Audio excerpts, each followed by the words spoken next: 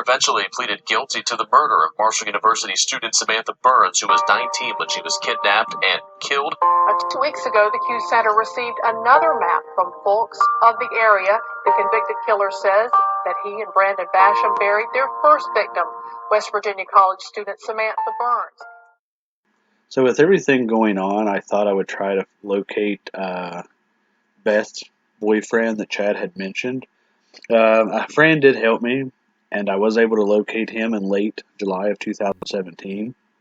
I sent him a letter, and I was hoping he would respond.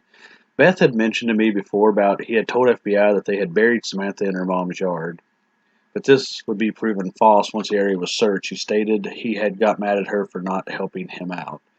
But in this episode, I'm going to talk about the key notes of his letter and go from there. One thing I do want to mention, fast forward to today, Chad did send me, he had somebody send me a PDF file of a story he had written of what happened back then. So listen to that, because I did post that on here. It is the 17 Days of Hell. Now I'm going to go into the key points of his letter. There was never talk about where Brandon took Samantha. So I'm assuming this goes along with where Samantha was killed at. And from what Chad stated, it was near the Ohio River, where there's been tossed up between an old bar or the boat was located in Guyandotte. The second thing, Brandon took Samantha to a house in Huntington. They were holding her. So this is where it goes back into the story that Chad had sent this year about his side of the story, whether you believe it or not. So this is where I've talked about in comments and stuff relating to Chad's story that he wrote. This is where I heard this at before. So, I'm assuming that they never did, but according to Chad in his story, they took Samantha to Beth's house when they first were in West Virginia. It wasn't that they went to South Carolina, killed Alice Donovan, then came back to Beth. They had already connected with Beth before they left to South Carolina. So that means once they got Samantha, around 6:30, she was last seen at Huntington Mall, and Chad said they had got her there. And then 9:45, she calls home, to her parents. So maybe the 3-hour time frame there is when they drove around to the ATMs, and then they went to Beth's house after that, and then this whole story that Chad said what happened there, and then at some point in the middle of the night they had left there. Because Samantha's car is found on fire, and this was located on German Ridge, Haney Branch Road, and according to Tina, they would return to the motel sometime in the early morning. I'm assuming, around 5 to 6. And she had said that Chad was wet and Brandon was muddy. And that was almost 6 hours between all of that. From everything I've gathered and understood, they didn't go to Beth's house till the 15th once they returned from South Carolina. But like I said, if you go back to Chad's story and what you believe in, then that doesn't add up. And that would mean that they, like I said, had connected with Beth. But Beth and Chad have been friends for a long time. So it doesn't really surprise me if they actually did connect, because he would have known, of her history, and he would have been able to connect with drugs and get drugs. So, if her car was found, so if they took her, which she could have called while she was at Beth's house, so they could have actually, there's a lot of time frame in there that we don't know what happened besides what they have said. So, it makes kind of weird. So even if they left her house, all that happened. So it could have been between 1 to 3 a.m. that day, because like I said, it's getting dark early, because it's fall time. So her boyfriend had also mentioned that Samantha begged for help, but nothing was done. And if she was held at a house, this would be, if she was at Beth's house, this would be where she would be wanting help from probably Beth.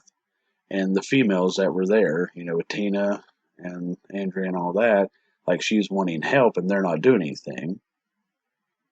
So, it's a risky thing, but it's, to me, if this story was true from what Chad said in his story that, like I said, he had sent, like, it sounds almost like Samantha went along with it because she thought she was possibly going to survive this. Like she was going to get out if she, listened, done what they wanted to do, stuff like that. That's the kind of vibe that it seems that could be happening here.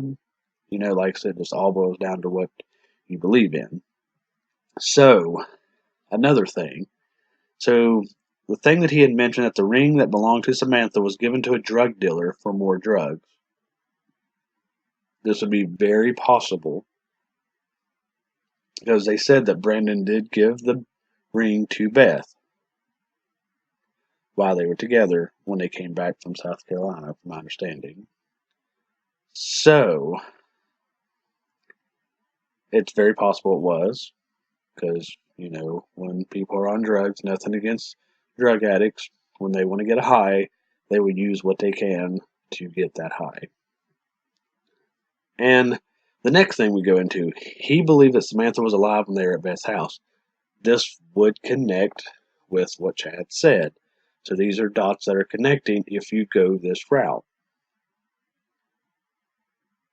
So that means everything that I've been told up to that point, they had never went there before. So things are starting to line up a little bit if you believe that side of the story. Like I said, there's so much to go on in this. There's so many ways you can look at it. But what we're gathering on who is talking right now, if Brandon would give his side of the story, Beth has gave her side of the story. But if there is more tied into this, where Beth was more connected, like Chad has said, and then that Tina's more connected, of course they're going to go against it. Which, they could be telling the truth. Like, there's so many variables that you could go with on this. Like I said, it depends on what lines up with the evidence and the facts. That's what's so hard to gather because people's memory is not the best. And this has happened so long ago, it's not the best. So people's stories don't always be like it was back then. He also mentioned did not hear anything about Beth being involved burying her selecting a place. So she didn't get that involved. Then I don't know. Like it kind of throws out his story if she didn't get involved. So, like I said, there's so many variables you can look at because with them being friends from a young age, Chad probably put his trust into Beth. So whether they went there before they went to South Carolina or not, there was trust because they did end up there. Like I said, he knew that he could get drugs and stuff from there. He goes on to say he mentioned about Beth didn't do anything and they came to her. So like I said, this would be common ground for Beth. This is somebody he knew, somebody he trusted with information, with stuff that was going on. This is what happened. Which there is a show, 72 Hours to Live. The show focuses on Alice Donovan's case. Because I had remembered that Beth did not know, well, she had said that they did not know, well, she did not know that they had escaped jail. And I'd have to look in my notes, but I'm pretty sure it was already all over the news. So she should have known by the time they were coming back. That was, coming back from South Carolina up. So, like I said, I shared Beth's story in an earlier episode. And another thing that he had brought up too is he always felt Samantha was within 2 hours of Huntington. This could be very possible. So if you take Brandon's statement, so in Chad's story, he talks about stopping at Rotary Park on 60. I don't know if they actually went in the park or was just right there at the end of it, but there was talk of them stopping there and then Brandon supposedly went to get it on and all that, and then they went down the Route 2 and Guy and Dot along the Ohio River, and that's where supposedly she was left. Um, and there's talk of her being rolled over in Guy and Dot River. So that would be, that's all in Huntington. If she's buried in Buffalo Creek, where Chad says, that is also very close to Huntington. It's not that far. And he goes to say if anything was ever moved from its original location, it would have been their bloody clothes. Like I said, the only thing I've ever read about their clothes is from what Tina said about them being wet and muddy. So, like I said, take that as you will. And the last thing he had mentioned that I've always heard this, I've heard this from a lot of people, but like I said, a lot of people have, a grudge against Chad, which is understandable. Everybody should have a grudge against both of them. 2 women were murdered due to their actions, which is uncalled for.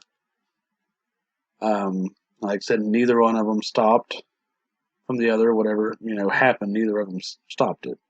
So whether Chad killed him or whether Brandon killed him, neither one stopped the other. But he was told Brandon was responsible for Samantha. Like I said, we have heard this from various sources.